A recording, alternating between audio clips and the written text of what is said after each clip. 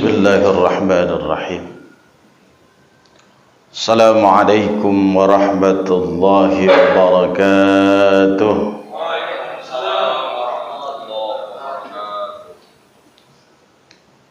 Innal hamdalillah nahmaduhu wa nasta'inuhu wa nastaghfiruh wa na'udzu billahi min shururi anfusina ومن سيئات أعمالنا من يهد الله فلا مضل له وما يضلله فلا هادي له أشهد أن لا إله إلا الله وحده لا شريك له وأشهد أن سيدنا محمدا عبده ورسوله لا نبي بعده اللهم صل وسلم على سيد المرسلين حبيبنا وشفيعنا وظهرنا ومولانا محمد وعلى آله وأصحابه ومن تبعهم بإحسان إلى يوم الدين أما بعد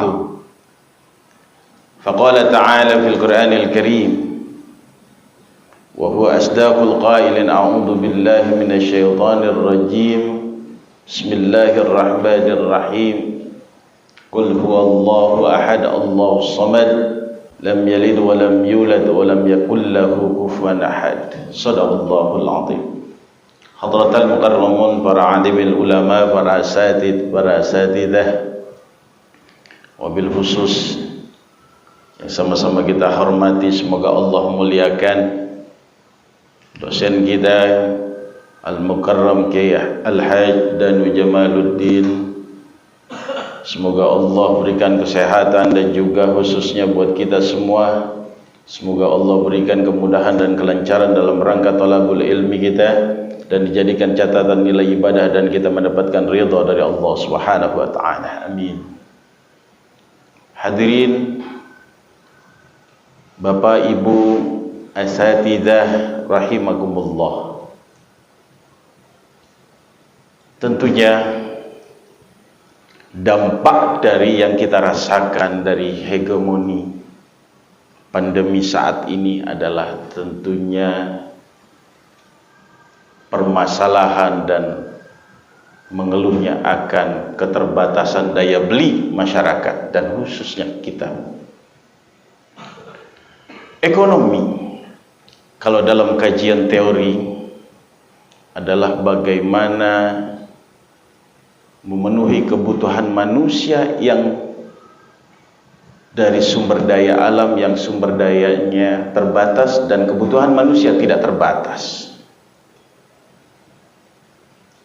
Artinya apa? Berbicara ekonomi adalah kaitannya dengan rizki yang Allah berikan kepada kita. Berapa banyak dan berapa kali Allah menguji kepada kita. Saat ini mungkin ujian yang kita dapati adalah akibat wabah pandemi virus corona yang kita rasakan saat ini.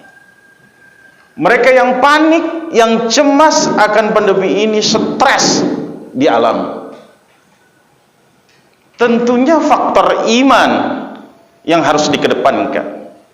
Oleh sebab itu Al-Quran memberikan penjelasan di dalam Al-Quran. Allah memberikan penjelasan, wa ma min dabbatin fil ardi illa 'alallahi rizquha.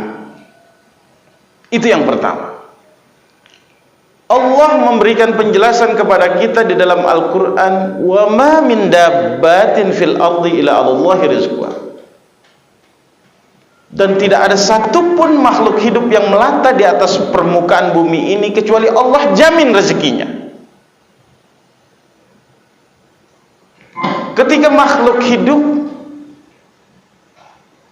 hanya diberikan hawa nafsu dan otak dan tidak diberikan akal, tapi Allah jamin rezekinya.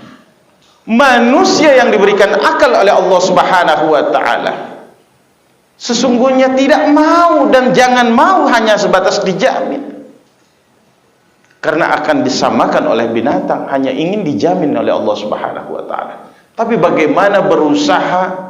Maka dari itu, ketika permasalahan itu ada, Allah jelaskan kembali di dalam Al-Quran, wa may yattaqillah yaj'al lahu makhraja.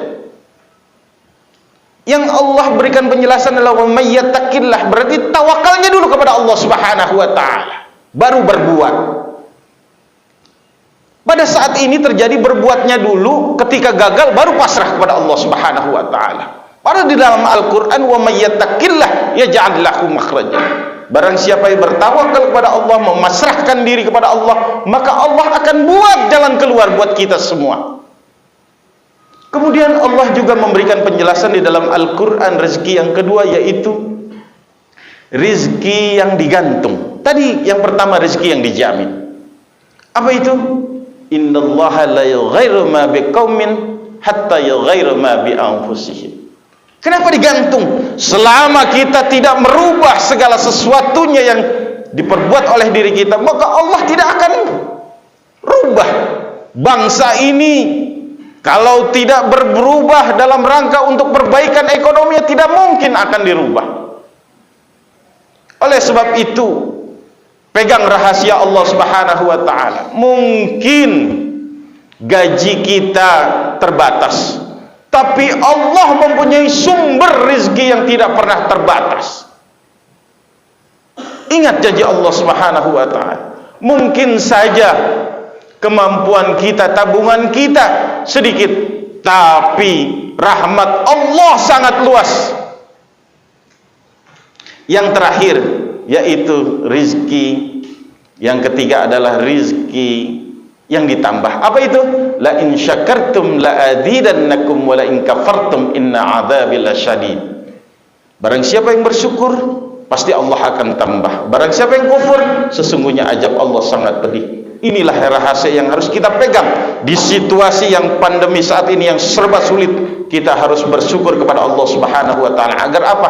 Solusi itu datang dan dapat kita raih. Karena apa? Karena kita bisa bersyukur dan mensyukuri segala apa yang telah Allah berikan kepada kita. Karena janji Allah, yaitu barang siapa yang bersyukur akan ditambah. Satu lagi pegang.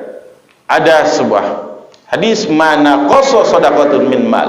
Tidak pernah akan berkurang harta itu dengan cara bersedekah. Situasi saat ini bersyukur dengan cara apa? Bantu yang lebih lemah. Jangan jadikan pelit, jangan jadikan kesusahan ini menjadi pelit buat kita. Mudah-mudahan ini bermanfaat buat kita semua dan kita dihindari dari punya rasa pelit dan tidak mau membantu orang lain, dan kita menjadi dermawan kepada saudara-saudara kita. Wallahu muwaffiq ila aqwamit thoriq.